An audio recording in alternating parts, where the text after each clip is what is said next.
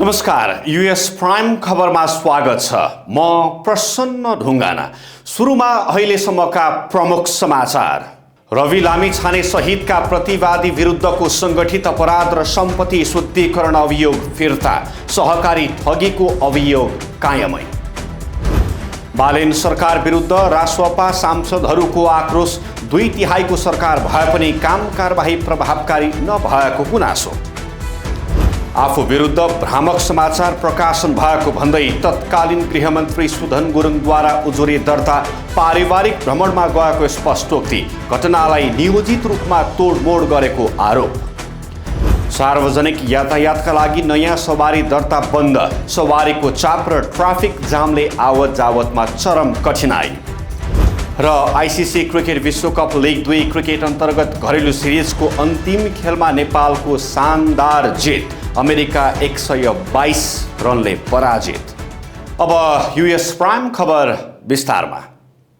राष्ट्रिय स्वतन्त्र पार्टी रासोपाका सभापति रवि लामिछाने सहित सूर्यदर्शन सहकारी मुद्दाका प्रतिवादीहरू विरुद्ध दर्ता भएको सङ्गठित अपराध र सम्पत्ति शुद्धिकरण सम्बन्धी अभियोग फिर्ता भएको छ। कास्की जिल्ला अदालतका न्यायाधीश हिमलाल बेलबासेको इजलासले शुक्रबार सरकारी वकिल कार्यालयको निवेदन बमोजिम अभियोग फिर्ता गर्न अनुमति दिएको हो। तत्कालीन महान्यायाधिवक्ता सविता भण्डारी बरालले सहकारी ठगीको मुद्दा यथावत राखेर सङ्गठित अपराध र सम्पत्ति शुद्धिकरणको अभियोग संशोधन गर्ने निर्णय गरेकी थिइन्। अदालतको यो आदेशसँगै अब रवि लामिछाने, गीतेन्द्र बाबु, जीबी राई र छविलाल जोशी लगायतका प्रतिवादीहरूमाथि सहकारी ठगीको मात्रै अभियोग कायम रहनेछ। उनीहरू विरुद्ध 2081 असोज 18 गते कास्की अदालतमा मुद्दा दायर भएको थियो। राष्ट्रिय स्वतन्त्र पार्टी रासोपाका सांसदहरूले प्रधानमन्त्री बालेन्द्र शाह नेतृत्वको सरकार र मन्त्रीहरूको कार्यशैलीप्रति तीव्र असन्तुष्टि जनाएका छन्। कोशी प्रदेशका रासोपा सांसदहरूसँग शुक्रबार भएको छलफलमा उनीहरूले सभापति रवि लामिछाने सामु सरकारबारे मुख्य 3वटा गुनासो राखेका हुन्। सांसदहरूले प्रधानमन्त्री शाह, मन्त्री र उनीहरूका सचिवालयले जनगुनासो नसुनेको, भेट्न समेत नदिएको र बेवास्ता गरेको आरोप लगाएका छन्। झन्डै 2/3 सरकार भए पनि काम कारबाही प्रभावकारी नभएको र सरकार सांसदबीच दूरी बढेकाले जनतामाझ सरकारको बचाउ गर्न गाह्रो भएको उनीहरूको गुनासो छ। त्यस्तै पार्टी महाधिवेशन नजिकिँदै गर्दा नयाँ र पुरानाका नाममा वडा तहसम्मै गुटबन्दी बढेको र प्रधानमन्त्री पक्षका नयाँले पुरानालाई क्षमता अनुसार जिम्मेवारी नदिएको विषय पनि सांसदहरूले उठाएका छन्। सांसदहरूको गुनासो सुनेपछि सभापति लामिछानेले यी विषयमा प्रधानमन्त्री शाहसँग संवाद गरेर निकास निकाल्ने र पार्टी तथा सरकारको उच्च स्तरीय संयन्त्रमा छलफल गर्ने आश्वासन दिएका छन्। साथै उनले तत्कालका लागि संसदमा सरकारको विरोध नगर्न समेत सांसदहरूलाई आग्रह गरेका छन्। तत्कालीन गृहमन्त्री तथा प्रतिनिधि सभा सदस्य सुधन गुरुङले आफू विरुद्ध भ्रामक समाचार प्रकाशन भएको भन्दै सञ्चार माध्यम र पत्रकार विरुद्ध प्रेस काउन्सिल नेपालमा उजुरी दर्ता गराएका छन्। केही दिनअघि एक अनलाइन सञ्चार माध्यममा सुधन गुरुङ युवतीसहित रिसोर्ट पुगेको प्रमाण प्रहरीको नियन्त्रणमा शीर्षकमा प्रकाशित समाचार तथ्यहीन र आफ्नो चरित्र हत्या गर्ने नियतले प्रेरित रहेको दाबी गर्दै उनले कानुनी कारबाहीको माग गरेका हुन्। उक्त कपोकल्पित समाचारका कारण आफ्नो व्यक्तिगत जीवन र लामो राजनीतिक प्रतिष्ठामा गम्भीर र अपूरणीय क्षति पुगेको गुरुङले उल्लेख गरेका छन्। उजुरीमा सांसद गुरुङले आफू पूर्ण रूपमा पारिवारिक भ्रमणमा गएको स्पष्ट पार्दै सो सामान्य घटनालाई नियोजित रूपमा तोडमोड गरी पित पत्रकारिता गरिएको आरोप लगाएका छन्। सभामुख डोलप्रसाद अर्यालले देशको वर्तमान आवश्यकता र भविष्यका चुनौतीहरूलाई सम्बोधन गर्ने गरी नयाँ कानुनहरू निर्माण गर्न पर्नेमा विशेष जोड दिएका छन्। पूर्व सांसद मञ्चद्वारा आयोजित एक कार्यक्रमलाई सम्बोधन गर्दै उनले पुराना र असान्दर्भिक भइसकेका कानुनहरूलाई परिमार्जन वा खारेज गर्दै समय सापेक्ष एवं प्रविधि मैत्री कानुन बनाउनु अहिलेको प्रमुख विधायकी दायित्व भएको बताए। कानुन निर्माण प्रक्रियामा व्यवहारिक पक्षलाई ध्यान नदिँदा नागरिकले शास्ति भोग्न परेको भन्दै सभामुख अर्यालले हालको सवारी चालक अनुमति पत्र सम्बन्धी कानुनी व्यवस्थाको आलोचना गरेका छन्। कानुन निर्माण प्रक्रियामा व्यवहारिकताको अभाव रहेको भन्दै उनले वर्तमान सवारी चालक अनुमति पत्र सम्बन्धी व्यवस्थाको आलोचना गरे। उनले लाइसेन्स परीक्षाको प्रक्रियामा रहेको 90 दिनको समय सीमा र कतिपय अवस्थामा राखिएको शैक्षिक योग्यताको प्रावधानप्रति पनि आपत्ति जनाएका छन्। लिखित परीक्षामा अनुत्तीर्ण हुनेले 3 महिनासम्म कुर्न पर्ने नियम अव्यावहारिक रहेको र यसले नागरिकको जीविकोपार्जनमा समेत बाधा पुर्याएको उनको तर्क रहेको छ। नेपाली कांग्रेसका उपसभापति विश्व प्रकाश शर्माले कोशी प्रदेश सरकारको नेतृत्व अब छिटै नेपाली कांग्रेसले सम्हाल्ने दावी गरेका छन्। सुनसरीको लौकहीमा केन्द्रीय नीति अनुसन्धान तथा प्रशिक्षण प्रतिष्ठानद्वारा आयोजित कार्यक्रमलाई सम्बोधन गर्दै उनले यस्तो बताएका हुन्। हाल नेकपा एमालेको नेतृत्वमा रहेको कोशी प्रदेश सरकारमा कांग्रेस 4 मन्त्रालय सहित सहभागी छ। कुनै पनि प्रदेशमा दलहरूको एकल बहुमत नहुँदा गठबन्धन बनाएर आलो पालो सरकारको नेतृत्व गर्ने अभ्यास भइरहेको छ। प्रदेश सरकारहरूको नेतृत्व फेरबदलका विषयमा छलफल गर्न कांग्रेसले उपसभापति शर्मालाई जिम्मेवारी दिएको छ।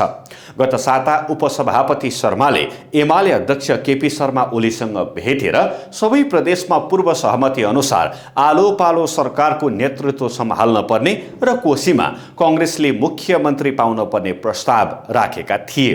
प्रदेश सरकारको नेतृत्व फेरबदलका लागि कांग्रेस र एमालेका शीर्ष नेताहरूबीच निरन्तर छलफल भइरहे पनि कोशी प्रदेशको मुख्यमन्त्री पदमा दुवै दलले आफ्नो दाबी नछाडेपछि कुराकानी अघि बढ्न सकेको छैन। शहरमा बढ्दो ट्राफिक जाम र वातावरणीय प्रदूषणलाई मध्यनजर गर्दै सरकारले देशैभरि नयाँ सार्वजनिक सवारी साधनको दर्ता अनिश्चितकालका लागि रोक्का गर्ने निर्णय गरेको छ। यातायात व्यवस्था विभागले बिहिबार सबै प्रदेश सरकारका सम्बन्धित मन्त्रालय र स्थानीय तहहरूलाई पत्राचार गर्दै अर्को सूचना जारी नभएसम्मका लागि दर्ता प्रक्रिया रोक्न निर्देशन दिएको हो। विभागका अनुसार सार्वजनिक यातायातको वैज्ञानिक व्यवस्थापन हुन नसक्दा अत्याधिक वायु प्रदूषण, सवारी चाप र ट्राफिक जाम बढ्दै गएको तथा आवागमनमा कठिनाई उत्पन्न भएको छ।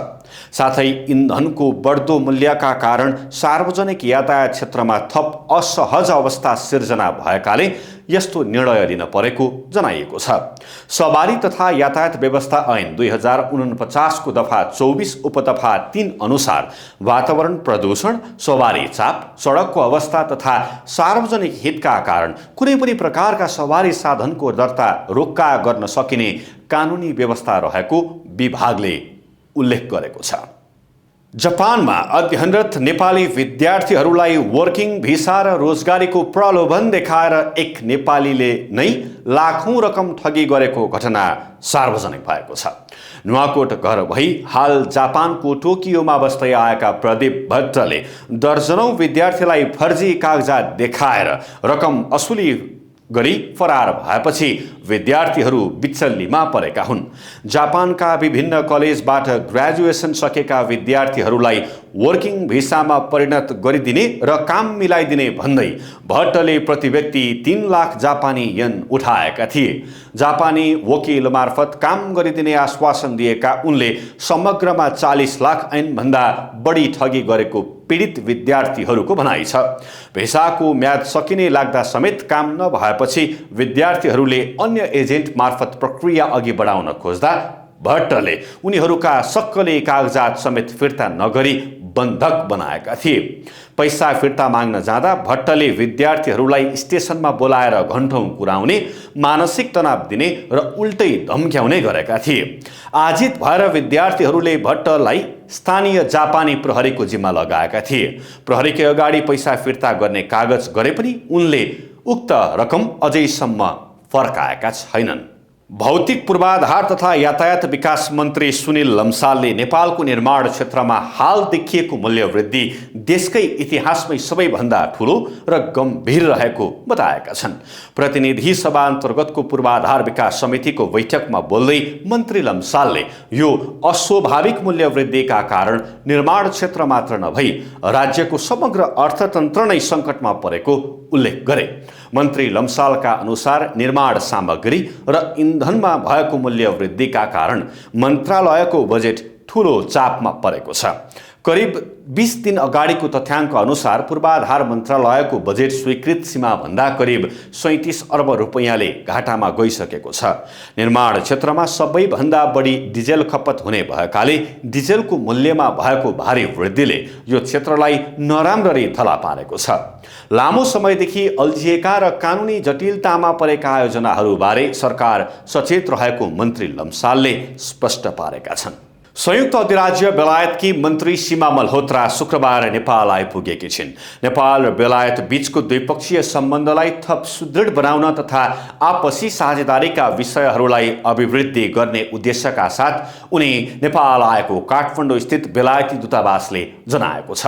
नेपाल ओर्लिएकै दिन शुक्रबार मन्त्री मल्होत्राले बेलायती अन्तर्राष्ट्रिय लगानी र इन्भेस्ट फर इम्प्याक्ट नेपाल संस्थाका पदाधिकारीहरूसँग भेटघाट गरिसकेका छिन्। यो भ्रमण दुई देशबीचको मित्रताको सम्बन्ध र आधुनिक साझेदारीलाई अझै बलियो बनाउने महत्त्वपूर्ण अवसर भएको दूतावासको भनाइ छ। अब खेल समाचारको पालो। आइसिसी क्रिकेट विश्वकप लिग 2 अन्तर्गत घरेलु सिरिजको अन्तिम खेलमा नेपालले अमेरिकामाथि 122 रनको शानदार जित निकालेको छ। त्रिवी क्रिकेट मैदानमा नेपालले दिएको 317 रनको विशाल लक्ष्य पछ्याएको अमेरिका 41 ओभर 2 बलमा मात्रै 195 रनमा समेटियो। अमेरिकालाई सस्तैमा समेट्न बलिङतर्फ नेपालका सन्दीप लामिछानेले 3 तथा दिपेन्द्र सिंह ऐरी, ललित राजवंशी र गुलसन झाले 2-2 विकेट लिए। यसअघि टस हारेर पहिले ब्याटिङ गरेको नेपालले निर्धारित 50 ओभरमा 8 विकेट गुमाउँदै 317 रनको बलियो योगफल तयार पारेको थियो। नेपालका लागि ईशान पाण्डेले 84 र उपकप्तान दिपेन्द्र सिंह ऐरीले 59 रनको अर्धशतकीय पारी खेले भने कप्तान रोहित पौडेलले 46 र आसिफ शेखले 43 रनको योगदान दिएका थिए। यो सँगै हामी युएस प्राइम खबरको अन्त्यमा छौं। जाँदा जाँदै अहिलेसम्मका प्रमुख समाचार फेरि एकपटक। रवि लामिछाने सहितका प्रतिवादी विरुद्धको संगठित अपराध र सम्पत्ति शुद्धिकरण अभियोग फिर्ता, सहकारी ठगीको अभियोग कायमै। बालेन सरकार विरुद्ध रासोपा सांसदहरूको आक्रोश, 2/3 सरकार भए पनि काम कारबाही प्रभावकारी नभएको गुनासो। आफू विरुद्ध भ्रामक समाचार प्रकाशन भएको भन्दै तत्कालीन गृहमन्त्री सुधन गुरुङद्वारा उजुरी दर्ता, पारिवारिक भ्रमणमा गएको स्पष्टोक्ति, घटनालाई नियोजित रूपमा तोडमोड गरेको आरोप। सार्वजनिक यातायातका लागि नयाँ सवारी दर्ता बन्द, सवारीको चाप र ट्राफिक जामले आवत जावतमा चरम कठिनाई। र आइसिसी क्रिकेट विश्वकप लिग 2 क्रिकेट अन्तर्गत घरेलु सिरिजको अन्तिम खेलमा नेपालको शानदार जित, अमेरिका 122 रनले पराजित। हौस् त युएस प्राइम खबर अहिलेलाई सकियो। सत्य, तथ्य र निष्पक्ष समाचारका लागि युएस खबर अनलाइन हेर्दै गर्नुहोला। नमस्कार।